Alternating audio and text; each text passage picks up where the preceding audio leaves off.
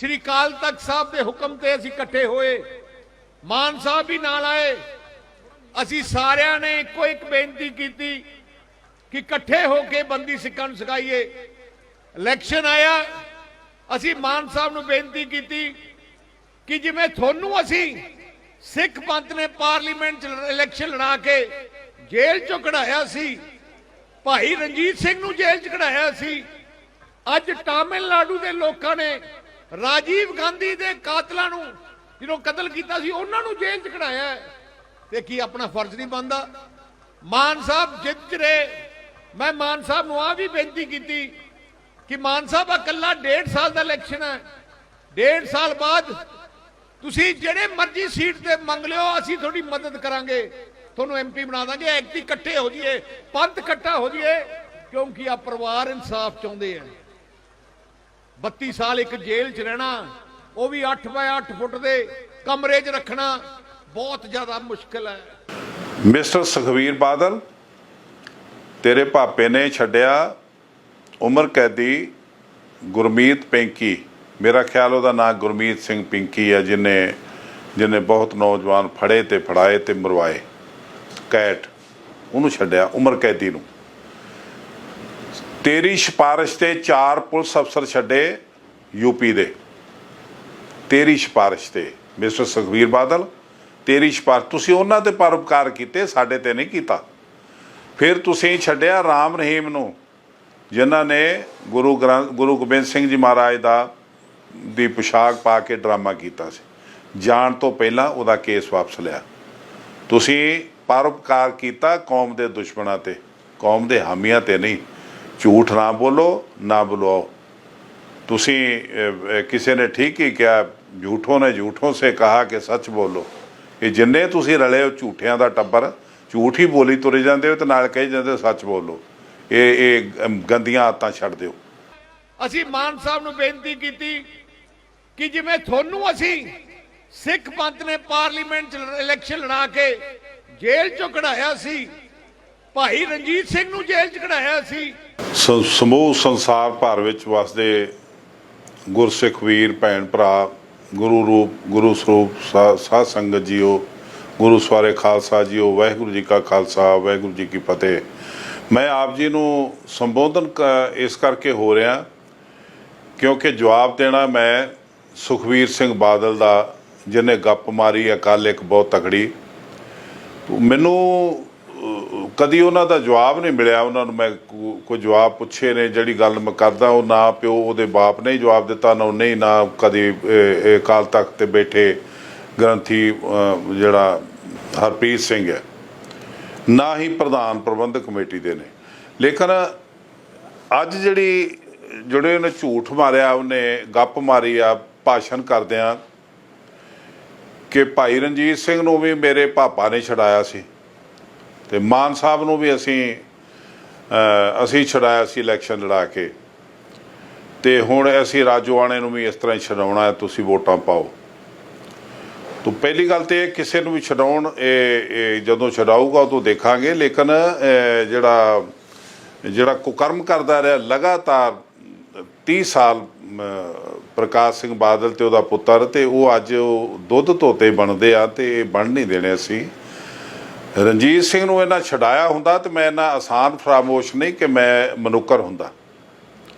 मैं महसूस करदा कि प्रकाश सिंह बादल दे पुत्तर ने बहुत वड्डा झूठ मारिया, बहुत वड्डी गप मारी है, तो इहो जिहियां गप्पां मारन वाले दा कौम यकीन करे तो सानू घाटा ही घाटा है। कदी भी साडी कौम जिहड़ी है कदे कोई प्राप्ति नहीं कर सकती। अज ये वखरा विषय है कि एक राजोआणा दी सिस्टर नूं ये खड़ा करके कहे कि असीं बंदी छड़ावांगे, इहनूं जिताओ। तो जे MP को छड़ा सकदा है तो आप MP है, घर वाली MP इहनूं पहले छड़ाउणे चाहीदे आ। तो जो भी इन्हां दी मान साहब की जां इन्हां दी लड़ाई आ उत्थे इलैक्शन की जां उहदे विच असीं नहीं, मैं नहीं इंटरफेयर करदा, लेकिन मैं ਇਹਦਾ जवाब जरूर देना चाहुंदा। पहली गल तो गुरु सवारे साध संगत जी, जिहड़ा मैं जिस तरह छुट्टा आ, मैनू तकरीबन 13 साल तो उपर समा जेल दे विच लगातार हो चुका सी, ते मेरी उम्र कैद सी, सधारण उम्र कैद ਟਾਡਾ ਨਹੀਂ ਸੀ, ਟਾਡਾ ਉਦੋਂ ਬਣਿਆ ਨਹੀਂ ਸੀ। ਤਾਂ ਸਧਾਰਨ ਉਮਰ ਕੈਦ 14 ਸਾਲ ਦੀ ਹੁੰਦੀ ਹੈ। ਤਾਂ 13 ਸਾਲ ਮੈਨੂੰ ਹੋ ਚੁੱਕੇ ਸੀ ਤੇ ਮੇਰਾ ਹਾਈ ਕੋਰਟ ਦੇ ਵਿੱਚੋਂ ਡਿਸੀਜਨ ਨਹੀਂ ਸੀ ਆ ਰਿਹਾ, ਰਿਜ਼ਰਵ ਰੱਖਿਆ ਸੀ ਫੈਸਲਾ। ਤਾਂ ਸੁਪਰੀਮ ਕੋਰਟ ਨੇ ਇੱਕ ਡਾਇਰੈਕਸ਼ਨ ਦਿੱਤੀ ਸੀ ਹਾਈ ਕੋਰਟ ਨੂੰ ਕਿ ਜਾਂ ਤੇ 11 ਅਕਤੂਬਰ 96 ਤੱਕ ਰਣਜੀਤ ਸਿੰਘ ਦਾ ਫੈਸਲਾ ਸੁਣਾ ਦਿੱਤਾ ਜਾਵੇ ਜਾਂ ਫਿਰ 12 ਅਕਤੂਬਰ ਨੂੰ ਉਹਨੂੰ ਬੇਲ ਦੇ ਦਿੱਤੀ ਜਾਵੇ। ਤਾਂ ਮੈਨੂੰ ਹਾਈ ਕੋਰਟ ਦਿੱਲੀ ਨੇ ਬੇਲ ਤੇ ਛੱਡ ਦਿੱਤਾ, ਮੇਰਾ ਫੈਸਲਾ ਨਹੀਂ ਛੁਡਾਇਆ। ਮੈਂ ਬਾਹਰ ਆਇਆ, ਜਥੇਦਾਰ ਬਣਾਇਆ, ਸੰਗਤ ਦੇ ਪ੍ਰਭਾਵ ਨਾਲ ਜੋ ਕੁਝ ਵੀ ਮੇਰੇ ਨਾਲ ਹੋਇਆ। ਤਾਂ ਤਕਰੀਬਨ 1 ਸਾਲ ਦੇ ਵਿੱਚ ਜਦੋਂ ਖਾਸ ਕਰਕੇ ਸੁਖਬੀਰ ਬਾਲ ਦੇ ਪਾਪਾ ਜੀ ਦਾ ਬਹੁਤ ਮੇਨ ਦੋਸਤ ਜਿਹੜਾ ਉਹ ਬਣਿਆ ਪ੍ਰਾਈਮ ਮਿਨਿਸਟਰ, ਤਾਂ ਉਸ ਸਮੇਂ ਮੈਨੂੰ ਅਚਾਨਕ ਜਿਹੜਾ ਮੇਰਾ ਫੈਸਲਾ ਸੀ ਹਾਈ ਕੋਰਟ ਦਾ ਉਹ ਮੇਰੇ ਉਲਟ ਗਿਆ। ਮੈਨੂੰ ਉਸ ਫੈਸਲੇ ਦੇ ਵਿੱਚ ਮੇਰੀ ਕੈਦ ਕਨਫਰਮ ਹੋਈ, ਮੇਰੀ ਸਜ਼ਾ ਕਨਫਰਮ ਹੋਈ। ਮੇਰੀ ਸਜ਼ਾ ਜਿਹੜੀ ਆ ਜਿਉਂ ਦੀ ਤਿਉਂ ਰੱਖ ਕੇ ਤੇ ਫੈਸਲਾ ਆਇਆ ਕਿ ਰਣਜੀਤ ਸਿੰਘ ਦਾ ਜ਼ਮਾਨਤ ਕੈਂਸਲ ਤੇ ਗ੍ਰਿਫਤਾਰੀ ਵਾਰੰਟ ਜਾਰੀ। ਲੇਕਿਨ ਮੈਨੂੰ ਪਤਾ ਸੀਗਾ ਕਿ ਮੇਰੀ 1 ਸਾਲ ਦੀ ਲੜਾਈ ਹੋ ਰਿਹਾ, ਮੈਨੂੰ ਕੋਈ ਚਿੰਤਾ ਨਹੀਂ, ਮੈਂ ਪਰਵਾਹ ਨਹੀਂ ਕੀਤੀ। ਮੈਂ ਨਾ ਤੇ ਮੇਰਾ ਪ੍ਰਮਾਤਮਾ ਜਾਣਦਾ ਹੈ, ਮੇਰੀ ਆਤਮਾ ਤੇ ਮੇਰਾ ਪ੍ਰਮਾਤਮਾ ਇੱਕ ਨੇ। ਮੇਰਾ ਪ੍ਰਮਾਤਮਾ ਜਾਣਦਾ ਕਿ ਮੈਂ ਕਦੀ ਬਾਦਲ ਨੂੰ ਨਹੀਂ ਕਿਹਾ ਕਿ ਮੈਨੂੰ ਛਡਾਉਣ ਲਈ ਕੋਈ ਚਾਰਾਜੋਰੀ ਕਰੋ। ਮੈਂ ਕਦੀ ਟੌੜਾ ਸਾਹਿਬ ਨੂੰ ਨਹੀਂ ਕਿਹਾ ਕਿ ਕਿਤੇ ਜਾ ਕੇ ਮਿਲੋ ਮੈਨੂੰ ਛਡਾਓ, ਕਿਉਂਕਿ ਮੈਨੂੰ ਪਤਾ ਸੀਗਾ ਕਿ ਇਹ ਜਿਹੜਾ ਮੈਨੂੰ ਬੜੇ ਸੁਖਾਵੇਂ ਮਾਹੌਲ ਦੇ ਵਿੱਚ ਸਜ਼ਾ ਕਨਫਰਮ ਹੋਈ ਆ, ਇਹ ਕਿੱਥੋਂ ਹੋਈ ਆ, ਕਿਉਂ ਹੋਈ ਆ। ਲੇਕਿਨ ਮੈਂ ਧੰਨਵਾਦ ਕਰਦਾ ਬੜੇ ਵੱਡੇ ਅਫਸਰਾਂ ਦਾ ਔਰ ਵੱਡੇ ਪੋਲੀਟੀਸ਼ੀਅਨ ਜਿਹੜੇ ਬੈਠੇ ਸੀ ਦਿੱਲੀ 'ਚ ਉਹਨਾਂ ਦਾ, ਜਿਨ੍ਹਾਂ ਮੈਨੂੰ ਗਾਈਡ ਕੀਤਾ। ਤੇ ਮੈਂ ਰਿਜ਼ਾਈਨ ਨਹੀਂ ਕੀਤਾ, ਬਲਕਿ ਮੇਰਾ ਚੰਗਾ ਫੈਸਲਾ ਜਿਹੜਾ ਸੀਗਾ, ਜਿਹੜੀ ਮੈਨੂੰ ਜੱਜਮੈਂਟ ਨਹੀਂ ਸੀ ਮਿਲੀ, ਉਹ ਜਦੋਂ ਜੱਜਮੈਂਟ ਮਿਲੀ ਛੁੱਟੀਆਂ ਤੋਂ ਬਾਅਦ ਮੈਨੂੰ, ਤੇ ਉਹਦੇ ਵਿੱਚ ਮੈਨੂੰ ਪਤਾ ਲੱਗਾ ਕਿ ਜਿਹੜੇ ਡਬਲ ਬੈਂਚ ਸੀਗਾ ਜੱਜ ਦਾ ਹਾਈ ਕੋਰਟ ਦਾ, ਉਹਨਾਂ ਨੇ ਆਪਣੇ ਫੈਸਲੇ ਦੇ ਵਿੱਚ ਮੈਨੂੰ ਕਨਫਰਮ ਕਰਨ ਦੇ ਬਾਵਜੂਦ 5 ਪੇਜ ਮੇਰੀ ਫੇਵਰ 'ਚ ਲਿਖ ਕੇ ਇਹ ਡਾਇਰੈਕਸ਼ਨ ਦਿੱਤੀ ਸੈਂਟਰ ਸਰਕਾਰ ਨੂੰ ਕਿ ਅਸੀਂ ਇਹਨੂੰ ਸਜ਼ਾ ਕਨਫਰਮ ਕੀਤੀ, ਅਸੀਂ ਇਹਨੂੰ ਨਹੀਂ ਛੱਡ ਸਕਦੇ ਕਿਉਂਕਿ ਇਹਦਾ ਚਾਲ ਚੱਲਣ ਬਹੁਤ ਚੰਗਾ ਰਿਹਾ। ਇਸ ਕੇਸ ਤੋਂ ਪਹਿਲਾਂ ਤੇ ਇਸ ਕੇਸ ਤੋਂ ਬਾਅਦ 'ਚ ਔਰ ਜੇਲ੍ਹ ਤੋਂ ਬਾਅਦ ਜਿਹੜਾ 1 ਸਾਲ ਜਿਹੜਾ ਜ਼ਮਾਨਤ 'ਤੇ ਆਇਆ, ਇਹਦਾ ਰਿਕਾਰਡ ਜਿਹੜਾ ਬਹੁਤ ਤਾਰੀਫ ਕੀਤੀ ਆ ਗਵਰਨਰ ਦਿੱਲੀ ਨੇ, DGP ਦਿੱਲੀ ਨੇ, IG ਜੇਲ੍ਹ ਦਿੱਲੀ ਨੇ, ਔਰ ਇੱਕ ਗੁਪਤ ਏਜੰਸੀ ਹੈ ਜਿਹਦਾ ਨਾਂ ਲਿਖਿਆ ਹੋਇਆ, ਉਹਨਾਂ ਨੇ ਮੇਰੀ ਫੇਵਰ 'ਚ ਉੱਥੇ ਬਹੁਤ ਅੱਛਾ ਲਿਖ ਕੇ ਦਿੱਤਾ, ਜਿਹਦੀ ਵਜ੍ਹਾ ਨਾਲ ਜੱਜਾਂ ਨੇ ਲਿਖਿਆ ਕਿ ਅਸੀਂ ਆਪਣੇ ਅਧਿਕਾਰ ਦੀ ਵਰਤੋਂ ਕਰਦੇ ਹੋਏ ਡਬਲ ਬੈਂਚ ਦੇ ਦੋਨੋਂ ਜੱਜ ਅਸੀਂ ਸਿਫਾਰਿਸ਼ ਕਰਦੇ ਹਾਂ ਕਿ ਰਣਜੀਤ ਸਿੰਘ ਨੂੰ 1 ਵਾਰੀ ਜਾਂ 2 ਵਾਰੀ ਜਾਂ 3 ਵਾਰੀ ਪਰੋਲ ਵਧਾ ਕੇ ਛੱਡ ਦਿੱਤਾ ਜਾਵੇ। ਬਾਹਰੋਂ ਬਾਹਰ ਛੱਡਣਾ ਹੋਵੇ ਤਾਂ ਅੱਜ ਹੀ ਤੁਸੀਂ ਛੱਡ ਸਕਦੇ ਹੋ। ਉਹਦੇ ਲਈ ਹਾਈ ਕੋਰਟ ਤੋਂ ਪਰਮਿਸ਼ਨ ਦੀ ਲੋੜ ਆ, ਉਹ ਅਸੀਂ ਅੱਜ ਹੀ ਦੇ ਰਹੇ ਹਾਂ। ਅਤੇ ਉਹ ਉਹਨਾਂ ਨੇ ਜਿਹੜਾ ਫੈਸਲਾ ਸੁਣਾਇਆ ਉਹ ਗਿਆ ਹੋਮ ਮਿਨਿਸਟਰੀ ਦੇ ਜੁਡੀਸ਼ੀਅਲ ਡਿਪਾਰਟਮੈਂਟ 'ਚ। ਉਹਨਾਂ ਨੇ ਇੱਕ ਜਿਹੜਾ ਹੋਮ ਸੈਕਟਰੀ ਜੁਡੀਸ਼ੀਅਲ ਦੇ ਨਾਲ ਸੰਬੰਧਿਤ ਤੇ ਇੱਕ ਹੋਮ ਮਿਨਿਸਟਰੀ ਦਾ ਚੀਫ ਸੈਕਟਰੀ, ਇੱਕ ਹੋਮ ਮਿਨਿਸਟਰ ਆਪ, ਇਹਨਾਂ ਤਿੰਨਾਂ ਜਾਣਿਆਂ ਨੇ ਜਿਹੜਾ ਉਹ ਫੈਸਲਾ ਪੜ੍ਹ ਕੇ ਤੇ ਰਾਸ਼ਟਰਪਤੀ ਨੂੰ ਮੇਰਾ ਸਿਫਾਰਿਸ਼ ਕੀਤੀ। ਉਹ ਮੈਂ RTI ਪਾ ਕੇ ਇਹ ਫੈਸਲਾ ਲਿਆ ਹੋਇਆ, RTI ਪਾ ਕੇ, ਔਰ ਇਹ ਡਾਕ ਰਾਹੀਂ ਮੈਨੂੰ ਇਹ ਪ੍ਰਾਪਤ ਹੋਇਆ। ਮੈਂ ਇਹਨੂੰ ਆਪਣੇ ਨੈੱਟ 'ਤੇ ਆਪਣੀ ਪੇਜ 'ਤੇ ਪਾਉਣ ਲੱਗਾ ਤਾਂ ਕਿ ਕੋਈ ਵੀ ਸਿੱਖ ਇਹਨੂੰ ਪੜ੍ਹ ਸਕੇ।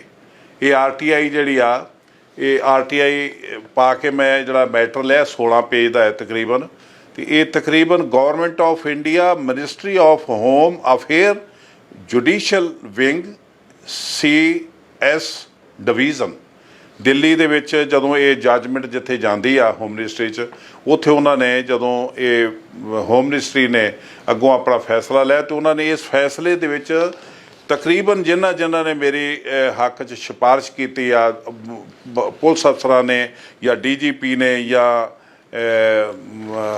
ਦਿੱਲੀ ਦੀ ਤਿਹਾੜ ਜੇਲ੍ਹ ਨੇ, ਉਹ ਤਕਰੀਬਨ ਇਹਦੇ ਵਿੱਚ ਉਹ 5 ਪੇਜ ਵੀ ਨੇ ਜਿਹੜੇ ਜੱਜਾਂ ਨੇ ਮੇਰੀ ਫੇਵਰ 'ਚ ਲਿਖੇ ਨੇ।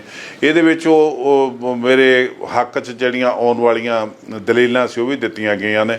ਇਹਦੇ ਵਿੱਚ ਇਹ ਵੀ ਲਿਖਿਆ ਹੋਮ ਮਿਨਿਸਟਰ ਨੇ ਕਿ ਸਾਡੇ ਕੋਲ ਇੱਕ ਟੌੜਾ ਸਾਹਿਬ ਤੇ ਇੱਕ SS Ahluwalia the application I ਸੀ ਕਿ ਇਹਨੂੰ ਛੱਡ ਦਿੱਤਾ ਜਾਵੇ, ਲੇਕਿਨ ਅਸੀਂ ਰੱਦ ਕਰ ਚੁੱਕੇ ਹਾਂ। ਉਸੋਂ ਅਸੀਂ ਉਹਨੂੰ ਰੱਦ ਕਰ ਦਿੱਤਾ ਸੀ, ਲੇਕਿਨ ਇਹ ਕਿਉਂਕਿ ਇਹ ਜੁਡੀਸ਼ਰੀ ਨੇ ਜੱਜਾਂ ਦੀ ਸਿਫਾਰਿਸ਼ ਆ ਜਿਹਨੂੰ ਅਸੀਂ ਰੱਦ ਨਹੀਂ ਕਰ ਸਕਦੇ, ਤੇ ਅਸੀਂ ਇਸ ਨੂੰ ਰਾਸ਼ਟਰਪਤੀ ਸਾਹਿਬ ਕੋਲ ਭੇਜ ਰਹੇ ਹਾਂ। ਤਾਂ ਰਾਸ਼ਟਰਪਤੀ ਸਾਹਿਬ ਨੇ ਜਦੋਂ ਉਹਨਾਂ ਕੋਲ ਗਈ ਤਾਂ ਉਹਨਾਂ ਨੇ ਇਸ ਤਰੀਕ ਨੂੰ ਇਸ FIR ਦੇ ਅੰਤਰਗਤ ਜਿੰਨੀਆਂ ਵੀ ਸਜ਼ਾਵਾਂ, ਜਿੰਨੀਆਂ ਵੀ ਧਾਰਾਵਾਂ ਅੱਜ ਤੋਂ ਬਾਅਦ ਖਤਮ, ਇਹ ਮੇਰਾ ਫੈਸਲਾ ਮੇਰੇ ਸਾਈਨ ਕਰਨ ਦੇ ਨਾਲ ਲਾਗੂ ਹੋ ਜਾਊਗਾ। ਉਸ ਦਿਨ ਤੋਂ ਬਾਅਦ ਮੇਰੀਆਂ ਸਜ਼ਾਵਾਂ ਖਤਮ ਹੋਈਆਂ। ਇਹ ਕਿਸੇ ਬਾਦਲ ਜਾਂ ਉਹਦੇ ਕਿਸੇ ਹੋਰ ਵੱਡੇ ਦਰਿੰਦੇ ਦੀਆਂ ਕਹਿਣ ਤੇ ਇਹ ਮੇਰੀਆਂ ਸਜ਼ਾਵਾਂ ਖਤਮ ਨਹੀਂ ਹੋਈਆਂ। ਨਾ ਸਰ ਸੁਖਵੀਰ ਬਾਦਲ ਨੂੰ ਗੱਪ ਮਾਰਨੀ ਚਾਹੀਦੀ ਆ। ਮਾਨ ਸਾਹਿਬ ਨੂੰ ਉਹਨਾਂ ਕਿਵੇਂ ਛੜਾਇਆ, ਮਾਨ ਸਾਹਿਬ ਜਵਾਬ ਦੇਣਗੇ। ਬਾਦਲ ਨੇ ਛਡਾਇਆ ਜ਼ਰੂਰ ਹੈ, ਜਿਹਨੂੰ ਛਡਾਇਆ ਮੈਨੂੰ ਵੀ ਪਤਾ, ਬਾਦਲ ਨੂੰ ਵੀ ਪਤਾ, ਮੈਂ ਨਾਂ ਨਹੀਂ ਲੈਣਾ ਹੁਣ, ਲੇਕਿਨ ਕਿਸੇ ਸਿੱਖ ਨੂੰ ਆਪਣੇ ਸਵਾਰਥ ਲਈ ਛਡਾਉਣਾ ਜਿਹੜਾ ਨਾ ਉਹ ਕੌਮੀ ਕਾਰਜ ਨਹੀਂ ਹੁੰਦਾ। ਇਸ ਬੰਦੇ ਨੇ ਜੋ ਕੁਝ ਵੀ ਕੀਤਾ ਮੇਰੇ ਦਿਲ ਤੇ ਲਿਖਿਆ ਹੋਇਆ, ਮੇਰੇ ਨਾਲ ਜੋ ਕੀਤਾ, ਮੈਂ ਇਹ ਕਹਿ ਸਕਦਾ ਕਿ ਇਹਨੇ ਕਦੀ ਵੀ ਮੈਨੂੰ ਛਡਾਉਣ ਲਈ ਉਦਮ ਤੇ ਕੀ ਕਰਨਾ, ਬਲਕਿ ਵਿਪਰੀਤ ਉਹਦੇ ਜਾ ਕੇ ਉਲਟ ਜਾ ਕੇ ਕੰਮ ਕੀਤਾ। ਮੈਂ ਸਮੁੱਚੀ ਸੰਗਤ ਨੂੰ ਇਹ ਜਾਣਕਾਰੀ ਦੇਣਾ ਚਾਹੁੰਦਾ ਕਿ ਕਦੀ ਵੀ ਸੁਖਬੀਰ ਬਾਦਲ ਜਾਂ ਉਹਦਾ ਪਾਪਾ ਇਹ ਦਾਅਵਾ ਕਰਨ ਕਿ ਰਣਜੀਤ ਸਿੰਘ ਨੂੰ ਅਸੀਂ ਛਡਾਇਆ, ਇਹ ਝੂਠ ਹੋਵੇਗਾ। ਇਹ ਮੈਂ ਆਪਣੀ ਜਥੇਦਾਰ ਭਾਈ ਰਣਜੀਤ ਸਿੰਘ ਵਾਲੇ ਪੇਜ ਤੇ ਪਾਉਣ ਲੱਗਾ, ਇਸ ਨੂੰ ਪਾ ਦਿਆਂਗਾ, ਕੋਈ ਵੀ ਸਿੱਖ ਇਹਨੂੰ ਪੜ੍ਹ ਸਕਦਾ। ਔਰ ਮੇਰੀ 1200 ਪੇਜ ਦੀ ਜੱਜਮੈਂਟ ਹਾਈ ਕੋਰਟ ਦੀ ਉਹ ਨੈੱਟ ਤੇ ਪਈ ਆ, ਉਹਨੂੰ ਕੋਈ ਵੀ ਸਿੱਖ ਪੜ੍ਹ ਸਕਦਾ। ਇਹਦੇ ਵਿੱਚ ਮੇਰੇ ਜੱਜਮੈਂਟ ਦੇ 5 ਪੇਜ ਨੇ, ਇਹਦੇ ਵਿੱਚ ਪਏ ਹੋਏ ਨੇ, ਉਹ ਕੋਈ ਵੀ ਸਿੱਖ ਉਹਨਾਂ ਨੂੰ ਪੜ੍ਹ ਕੇ ਜਾਣ ਸਕਦਾ ਚੰਗੀ ਤਰ੍ਹਾਂ ਕਿ ਇਹ ਸਿਫਾਰਿਸ਼ ਕੀ ਆ, ਇਹ ਸਿਫਾਰਿਸ਼ ਦੇ ਉੱਤੇ ਕਿਹੜੀ ਅਥਾਰਟੀ ਨੇ ਫੈਸਲਾ ਲਿਆ, ਉਹਦੇ ਵਿੱਚ ਬਾਦਲ ਦਾ ਰੋਲ ਕੀ ਹੈ। ਇਸ ਡਾਕੂਮੈਂਟ 'ਚ ਬਾਦਲ ਸ਼ਬਦ ਆ ਗਿਆ ਹੋਵੇ ਤਾਂ ਮੈਂ ਗੁਨਾਹਗਾਰ ਹੋਊਂਗਾ। ਪਰ ਇਹ ਸੁਖਵੀਰ ਬਾਦਲ ਨੂੰ ਤੇ ਉਹਦੇ ਟੱਬਰ ਨੂੰ ਜਾਣ ਲੈਣਾ ਚਾਹੀਦਾ ਕਿ ਇਹਨਾਂ ਦੇ ਦਿਨ ਪੁੱਗ ਗਏ ਨੇ, ਇਹਨਾਂ ਦੀ ਸਿਆਸਤ ਮੁੱਕ ਚੁੱਕੀ ਆ। ਇਹ ਝੂਠ ਨਾ ਬੋਲਣ, ਇਹ ਆਪਣੀ ਗੁਆਚੀ ਹੋਈ ਜ਼ਮੀਨ ਤਲਾਸ਼ਣ, ਲੇਕਿਨ ਝੂਠ ਬੋਲ ਕੇ ਨਹੀਂ। ਇਹ ਕੌਮ ਹੁਣ ਸੁੱਤੀ ਨਹੀਂ ਪਈ, ਕੌਮ ਜਾਗਦੀ ਪਈ ਆ। ਇਹਨਾਂ ਨੂੰ ਜਵਾਬ ਦੇਣਾ ਚਾਹੀਦਾ ਹੈ। 328 ਸਰੂਪ ਕਿਸ ID ਤੇ ਗਏ, ਇਹਨਾਂ ਨੂੰ ਜਵਾਬ ਦੇਣਾ ਚਾਹੀਦਾ। ਜਿਹੜਾ ਸਾਡਾ CBI ਵੱਲੋਂ ਦਿੱਲੀ ਤੋਂ ਵਾਪਸ ਆਇਆ ਖਜ਼ਾਨਾ ਸੀ, ਪੁਰਾਤਨ ਗ੍ਰੰਥ, ਉਹ ਕਿੱਥੇ ਗਏ? ਉਹ ਜਵਾਬ ਨਹੀਂ ਦੇ ਰਿਹਾ। ਉਹ ਜਵਾਬ ਕੋਈ ਮੰਗੇ ਨਾ, ਰੌਲੇ ਰੱਪੇ ਵਿੱਚ ਖਤਮ ਹੋ ਜਾਵੇ ਗੱਲ। ਇਹ ਤਰੀਕੇ ਨਾਲ ਇਹ ਜਿਹੜਾ ਹੁਣ ਨਵੇਂ ਥਰਿਓ ਪੰਥਕ ਬਣ ਲੱਗਾ ਹੈ ਬਾਦਲ ਦਾ ਪੁੱਤਰ, ਤੇ ਇਹ ਬਣਾਉਣ ਲੱਗਾ ਹੈ ਅਕਾਲ ਤਖਤ ਤੇ ਬੈਠਾ ਗਿਆਨੀ, ਇਹ ਕੋਸ਼ਿਸ਼ਾਂ ਸਫਲ ਨਹੀਂ ਹੋਣਗੀਆਂ ਕਿਉਂਕਿ ਸਿੱਖ ਜਾਗ ਚੁੱਕੇ ਨੇ। ਸਿੱਖਾਂ ਨੂੰ ਜਾਣਕਾਰੀ ਦਿਓ ਕਿ ਗੁਰੂ ਗ੍ਰੰਥ ਸਾਹਿਬ ਦੇ ਪੁਰਾਤਨ ਸਰੂਪ ਕਿਹੜੀ ਏਜੰਸੀ ਨੂੰ ਦਿੱਤੇ, ਕਿਉਂ ਦਿੱਤੇ, ਉਹ ਵਾਪਸ ਕਦੋਂ ਆਉਣਗੇ। ਹਾਈ ਕੋਰਟ ਤੁਹਾਨੂੰ, ਪੰਜਾਬ ਹਰਿਆਣਾ ਹਾਈ ਕੋਰਟ ਤੁਹਾਨੂੰ 2008 ਤੋਂ ਪੁੱਛ ਰਿਹਾ ਕਿ ਇਹ ਖਜ਼ਾਨਾ ਕਿੱਥੇ ਗਿਆ, ਤੁਸੀਂ ਜਵਾਬ ਨਹੀਂ ਦੇ ਰਹੇ, ਤੁਹਾਡਾ ਪ੍ਰਧਾਨ ਜਵਾਬ ਨਹੀਂ ਦੇ ਰਿਹਾ। ਤੁਹਾਡਾ ਪ੍ਰਧਾਨ ਗੂੰਗਾ ਜਾਂ ਉਹਦਾ ਸਕੱਤਰ ਗੂੰਗੇ ਨੇ ਜਾਂ ਤੁਹਾਡਾ ਬਾਦਲ ਜੋ ਗੂੰਗਾ, ਇਹ ਕਿਉਂ ਨਹੀਂ ਜਵਾਬ ਦੇ ਰਹੇ? ਇਹ ਜਵਾਬ ਦੇਣੇ ਚਾਹੀਦੇ ਕਿਉਂਕਿ ਉਹ ਸਾਡੀ ਕੌਮ ਦਾ ਇੱਕ ਡਾਕੂਮੈਂਟ ਆ, ਕੌਮ ਦੀ ਇੱਕ ਹੋਂਦ ਆ। ਉਹ ਕੌਮ ਦੀ ਹੋਂਦ ਜੇ ਸਾਨੂੰ ਨਾ ਮਿਲੀ ਤੇ ਗੁਰੂ ਗ੍ਰੰਥ ਸਾਹਿਬ ਦੇ ਵਿੱਚ ਮਿਲਾਵਟ ਨੂੰ ਕੋਈ ਰੋਕ ਨਹੀਂ ਸਕਦਾ। ਅੱਜ ਤੁਸੀਂ ਦੇਖੋ ਜਿਹੜਾ ਗਿਆਨੀ ਹਰਪ੍ਰੀਤ ਸਿੰਘ ਜਿਹਨੂੰ ਤਨਖਾਹੀਆ ਕਰਾਰ ਦੇ ਰਿਹਾ, ਉਹਦੇ ਘਰ ਜਾ ਰਿਹਾ, ਵਿਜ਼ਿਟ ਕਰ ਰਿਹਾ, ਉਹਦੇ ਕੈਨੇਡਾ, ਉਹਦੇ ਘਰ ਜਾਣ ਦੀਆਂ ਤਿਆਰੀਆਂ ਕਰ ਰਿਹਾ।